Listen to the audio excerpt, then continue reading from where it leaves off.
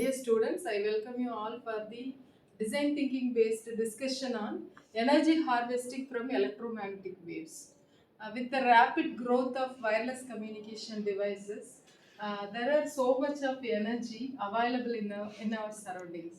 And this energy harvesting is from electromagnetic waves is an innovative approach to convert this unused energy to useful electrical power, and this is to power low energy devices like IoT devices, sensors, etc.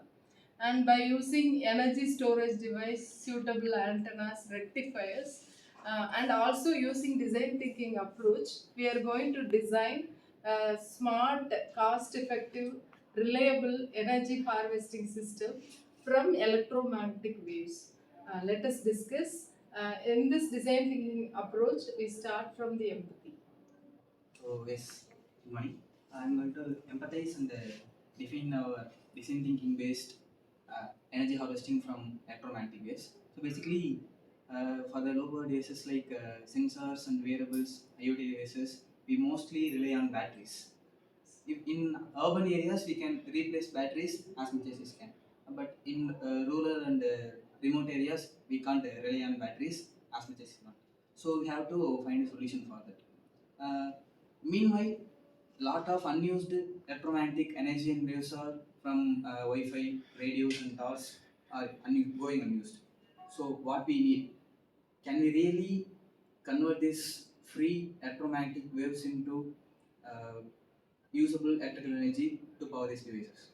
So the defining part is we have to design a system which harvests this ambient electromagnetic waves and to convert this ambient electromagnetic waves into usable electrical energy for those low power devices. That's it. Next is the ideal part. So I'm going to tell about the ideal part. So I have some solutions to solve this problem. First, antenna. So by using antenna, we can collect the electromagnetic waves, and after that, we can store it in a. But So in ideal part, I already concluded that we can use antenna.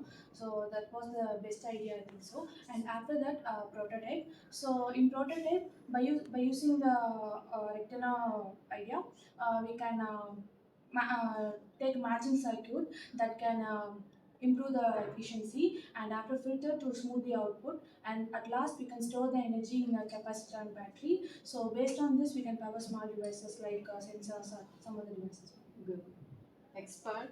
I'm going to explain about the complete working of the energy harvesting farm using the electromagnetic waves. That is, first, the electromagnetic waves are received from the sources like Wi-Fi, are received by the antenna, is sent to the or received by the antenna towers. Next, received signal is AC. Using the bridge rectifier, the AC signal is converted to DC signal. Next, the energy is stored in the circuit. Next, the stored energy is need to be sent to the devices to work to perform their activity. So this is the complete working of the electromagnetic wave using the harvesting. Next, in the testing part, after successful design, the design need to be tested. That is, the output voltage and power need to be tested. The actually the output voltage need to be small. Next, power of the efficiency. That is, the efficiency of the energy conversion need to be small and little. Next, the performance. The performance of the energy conversion. At last, it is the power transmission. That is the transmission of the antenna from a long distance. That is from the receiver to transmitter and transmitter to receiver. So these are the parts need to be tested. Yes. Next part. And next is the improvement or the iteration. The main state focusing on it is improving the performance and the efficiency of the energy harvester system after the testing. And first thing is we are going to see about uses a high gain antennas, because high gain antennas can capture more electromagnetic EM signals, so the power will be more durable and it will be stay longer. And it uses Wi-Fi routers and mobile towers. And next is the frequency bands like Wi-Fi and GSM. and the frequency range between Wi-Fi is 2.4 GHz to 5 GHz, and the frequency range of GSM is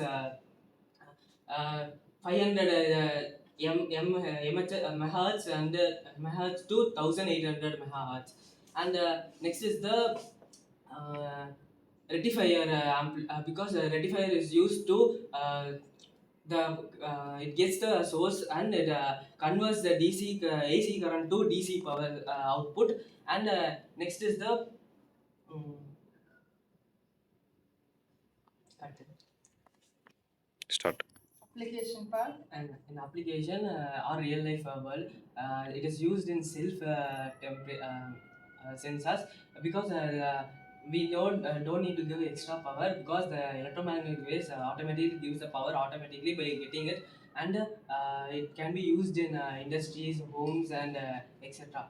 Then it is used in smart agriculture to sense the moisture level, temperature, and humidity of the soil, and to check the pH for the growth of the plant. And it is used in IoT devices in homes, like small switches, smart switches, and applications which will be easier for the home, and it consumes less power. And these are the real world applications, ma'am. Maybe can you explain the advantages and limitations? Going to explain about advantages and limitation. There are some advantages. There is no battery needed. It uses energy, and also it uses eco-friendly energy. There are some limitation like it has low power, and it depends on a signal, and this is not for a big devices. Overall, it uses for this problem, and it is the best solution for this problem. So, dear students, so far we have discussed about how to design a cost-effective energy harvesting system to utilize the unused power in the environment to useful electrical power. And you have started from the empathy and define, ideate, prototype, testing, iteration till limitation we have discussed. And this is a cost-effective solution and promotes green computing and also smart living environment. Thank you so much for your contribution. Thank you. Thank you.